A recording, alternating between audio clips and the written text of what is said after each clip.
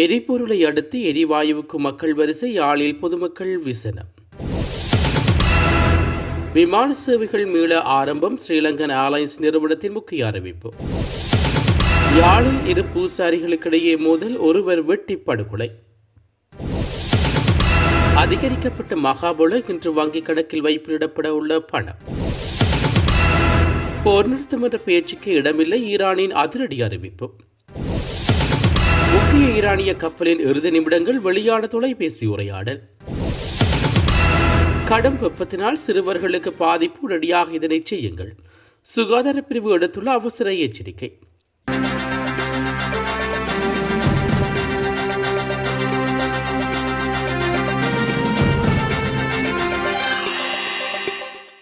நாட்டின் சில பகுதிகளில் எரிவாயு தட்டுப்பாடு நிலவுவதை அவதானிக்க முடிவதோடு மக்கள் நீண்ட வரிசையில் காத்திருப்பதாகவும் தகவல் தெரிவிக்கின்றன. இந்நிலையில் நேற்றைய தினம் யாழில் நீண்ட வரிசை அவதானிக்க முடிந்தது. இதேவேளை எதிர்வரும் மார்ச் மாதம் 12ஆம் தேதி தொடக்கம் சந்தைக்கு அதிகளவிலான லிட்டோ எரிவாயு சிலிண்டர்களை விநியோகிக்க எதிர்பார்ப்பதாக வர்த்தக அமைச்சர் வசந்த சமரசிங்க தெரிவித்துள்ளார். அத்துடன் தடையற்ற விநியோகத்தை உறுதி செய்ய லாப்காஸ் நிறுவனம் நடவடிக்கை எடுத்து வருகிறது. 2026ஆம் ஆண்டு பாதீட்டின் கீழ் முன்மொழியப்பட்டது கணக்கு லலித் அத்துர முரளி மகாபல உயர்கல்வி புலமை பரிசில் நம்பிக்கை நிதியத்தினால் பல்கலைக்கழக மாணவர்களுக்கு வழங்கப்படும் மாதாந்த மகாபல புலமை பரிசில் கொடுப்பனவு 7,500 10,000 அதிகரிக்கப்பட்டுள்ளது. இந்த அதிகரிப்பு 2026 ஜனவரி மாதம் தொடக்கம் நடைமுறைக்கு வருகிறது. 2026 ஜனவரி மாதத்துக்குரிய 10,000 ரூபாய் புலமை பரிசில் கொடுப்பனவு இன்று 10ஆம் தேதி மாணவர்களின் வங்கிக் கணக்குகளுக்கு வரவு வைக்கப்பட்டுள்ளது. மகாபல புலமை பரிசில் கொடுப்பனவானது மகாபல நம்பிக்கை நிதியம் மற்றும் பல்கலைக்கழக மானியங்கள் ஆணைக்குழு ஊடாக திரைசேரியினால் கூட்டாக நிதி அளிக்கப்படுகிறது.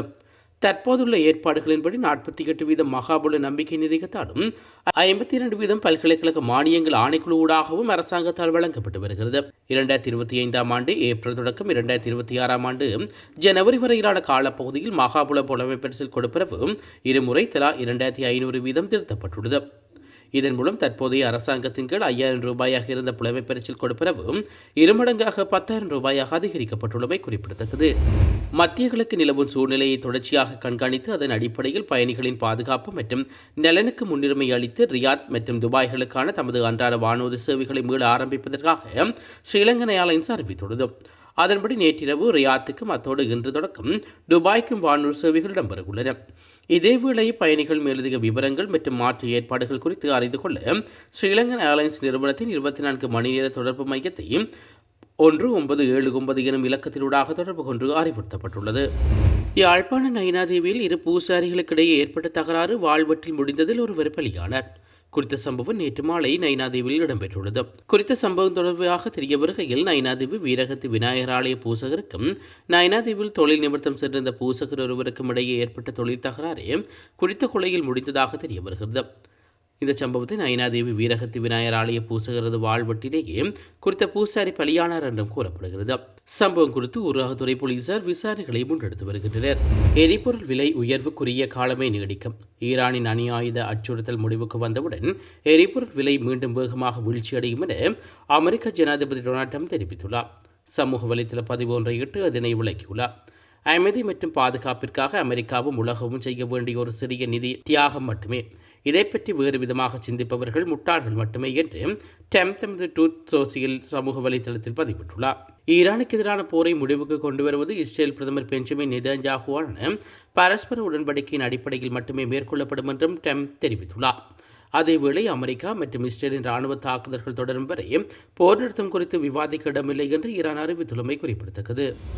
இலங்கைக்கு அப்பாலான கடற்பகுதியில் மூழ்கடிக்கப்பட்ட ஈரானிய கப்பலின் இறுதி நிமிடங்கள் நிகழ்ந்த வாக்குவாதம் மற்றும் எச்சரிக்கைகள் குறித்து தகவல்கள் வெளியாகியுள்ளது. இலங்கையின் காலி துறைமுகத்திலிருந்து சுமார் 19 கடல் மைல் தொலைவில் உள்ள இந்திய பெருங்கடல் பகுதியில் அண்மையில் ஈரானிய கடற்படைக்கு சொந்தமான டெனா எனும் போர்க்கப்பல் அமெரிக்க நீர்மூழ்கி கப்பலால் ஏவப்பட்ட டோட்ஃபயோ தாக்குதலால் மூழ்கடிக்கப்பட்டது. தாக்குதலுக்குள்ளான கப்பலில் பலியான மாலுமி ஒருவர் தாக்குதலுக்கு சற்று நேரத்துக்கு முன்னர் தனது தந்தையுடன் தொலைபேசியில் உரையாடியமை தொடர்பில் ஈரான் இன்டர்நேஷனல் செய்தி வெளியிட்டுள்ளது. அதன்படி அமெரிக்க படைகள் கப்பலை விட்டு வெளியேறுமாறு 2 முறை எச்சரிக்கை விடுத்த போதிலும் கப்பலில் கட்டளை அதிகாரி மாலுமிகளை வெளியேற அனுமதிக்கவில்லை என்று அந்த மாலுமி தனது தந்தையிடம் தெரிவித்துள்ளார். இதனால் கப்பலின் கட்டளையை அதிகரிக்கும் மாலுமிகளுக்கிடையே கடும் வாக்குவாதம் ஏற்பட்டதாகவும் குறித்த மாலுமி தனது தந்தைக்கு அறிவித்துள்ளார்.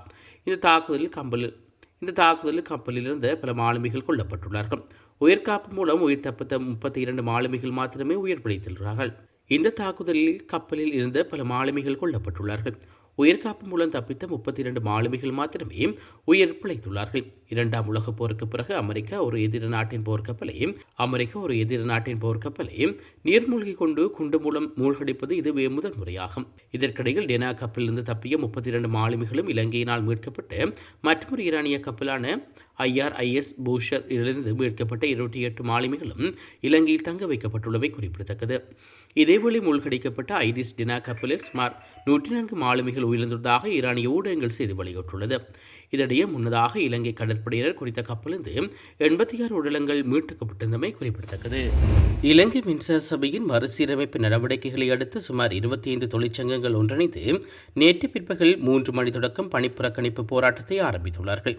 மின்சார சபையின் புதிய நிறுவனங்களாக மாற்று செயல்முறையின் போது ஊழியர்களுக்கு முறையான நியமன கடிதங்கள் வழங்கப்படாமை இந்த போராட்டத்துக்கான பிரதான காரணமாக முன்வைக்கப்பட்டுள்ளது. குறிப்பாக 2024 ஆண்டில் 36ஆம் இலக்க இலங்கை மின்சார சட்டத்தின் 18E பிரிவின் கீழ் ஊழியர்களின் உரிமைகளை பாதுகாக்கும் வகையில் முறையான கூட்டு ஒப்பந்தம் ஒன்றில் கையொப்பமிட வேண்டும் என்று தொழிற்சங்கங்கள் வலியுறுத்தியுள்ளன. இந்த மறுசீரமைப்பு நடவடிக்கையின் போது ஊழியர்கள் தற்போது அனுபவித்து வரும் வேதனை மற்றும் ஏனைய சலுகைகளுக்கு எவ்வித பாதிப்பும் ஏற்படாது என்பதுடன் அவை தொடர்பான சட்ட ரீதியான உதிர்ப்பாதைகள் வேண்டும் எனவும் கோரிக்கை விடுவித்தமை குறிப்பிடத்தக்கது. இலங்கையில் தற்போது நிலவி வரும் கடும் வெப்பமான காலநிலை காரணமாக சிறுவர்களுக்கு தோல்நோய் மற்றும் நீர்ச்சத்து குறைபாடு ஏற்படும் அபாயம் அதிகரித்துள்ளதாக சுகாதார அதிகாரிகள் எச்சரிக்கை விடுவித்துள்ளார்கள். சுகாதார நிபுணர்களின் கருத்துப்படி அதிக வெப்பம் காரணமாக சிறுவர்களின் மென்மையான தோலில் வேர்க்குரு, தோலில் அரிப்பு மற்றும் பூஞ்சை தொற்று பாதிப்புகள் ஏற்படக்கூடும் என்று தெரிவிக்கப்பட்டுள்ளது. உடலில் நீர்ச்சத்து குறைவதால் அதிகப்படியான சோர்வு, தூக்கமின்மை மற்றும் பசியின்மை போன்ற பிரச்சனைகள் ஏற்படலாம்.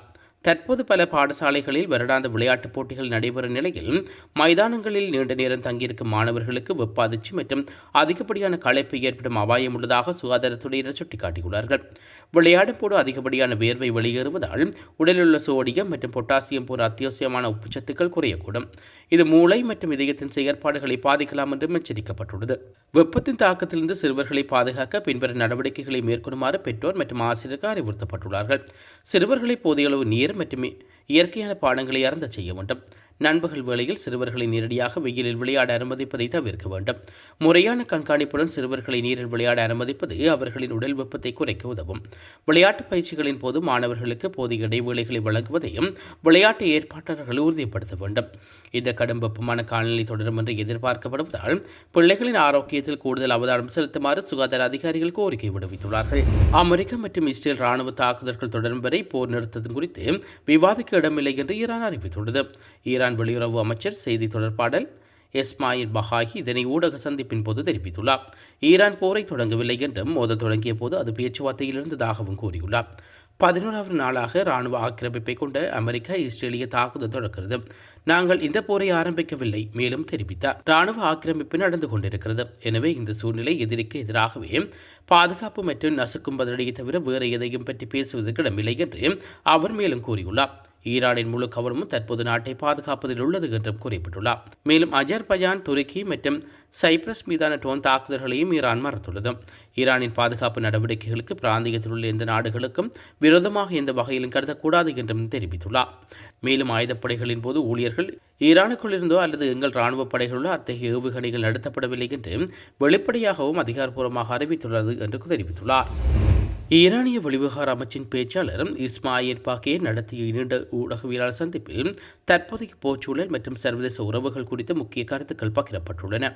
இராணுவ மோதல்கள் தொடர்ந்து கொண்டிருக்கும் வரையில் போர் நிறுத்தம் அல்லது அது தொடர்பான மத்திய பேச்சுவார்த்தைகள் என்பன பொருத்தமற்றவை என்றும் அவர் திட்டவட்டமாக தெரிவித்துள்ளார். ஈரான் இந்த போரை தொடக்கவில்லை. இருப்பினும் நாட்டின் இறையாண்மையை பாதுகாக்கவும் எதிரிகளின் ஆக்கிரமிப்புக்கு பதிலடி கொடுக்கவும் ஈரான் தொடர்ந்து தன்னை காத்துக்கொள்ளும் என்று அவர் தெரிவித்துள்ளார். கடந்த வாரம் துருக்கி, சைப்ரஸ் மற்றும் அஜர்பைஜான் ஆகிய நாடுகளுக்கு எதிராக தங்களது ஆயுதப்படைகள் எந்த ஒரு தாக்குதலை மேற்கொள்ளவில்லை எனவும் அவர் மறுத்துள்ளார். மாறாக இத்தகைய குற்றச்சாட்டுகள் சில சக்திகளால் திட்டமிடப்பட்டு நடத்தப்பட்டவையாக இருக்கலாம் என்றும் அவர் சந்தேகம் வெளியிட்டுள்ளார். ஈரானின் மீது சமீபத்திய தாக்குதல்கள் நடத்தப்படுவதற்கு முன்பாகவே நடைபெற்று வந்த ராஜதந்திர பேச்சுவார்த்தைகளை அமெரிக்கா வேண்டுமென்றே முறியடித்து விட்டதாகவும் அவர் குற்றம் சாட்டியுள்ளார். ஈரான் மீதான அமெரிக்க இஸ்ரேலிய வான்வழி தாக்குதல்கள் அனைத்தும் சர்வதேச சட்டங்களையும் கேள்விக்குறியுள்ளாக்கினது. ஈரானை துண்டாடி அதன் எண்ணெய் வளங்களை கைப்பற்றுவதே அமெரிக்கா மற்றும் இஸ்ரேலின் உண்மையான நோக்கம் என்றும் அவர் சுட்டிக்காட்டியுள்ளார். பிராந்திய நாடுகளுடன் நல்லுறவை பேணுவதில் ஈரான் உறுதியாக இருந்தாலும் ஈரானுக்கு எதிராக தாக்குதலுக்கு அண்டை நாடுகளின் நிலப்பரப்பு பயன்படுத்தப்பட்டால் அதற்கு தக்க பதிலடி கொடுக்கப்படும். தற்காப்பு உரிமை ஈரானுக்கு உண்டு என அவர் எச்சரித்துள்ளதாக அல்ஜீரிய செய்திகள் தெரிவிக்கின்றன. இத்துடன் பிரதான செய்திகள் நிறைவுக்கு வருகிறது. தொடர்ந்து நாளை காலை பிரதான செய்திகளோடு இணைந்து கொள்வோம். நன்றி. இதுபோன்ற செய்திகளை தெரிந்து கொள்ள யாழ் டிவி நியூஸ் சேனலை சப்ஸ்கிரைப் செய்து அருகே இருக்கிற பெல் பட்டனையும் கிளிக் செய்து கொள்ளுங்க. மேலும் இதுபோன்ற செய்திகளை உடனுக்குடன் தெரிந்து கொள்ள யாழ்டிவி.com எனும் இணையதளத்தின் வாயிலாக எங்களோடு இணைந்து கொள்ளுங்கள்.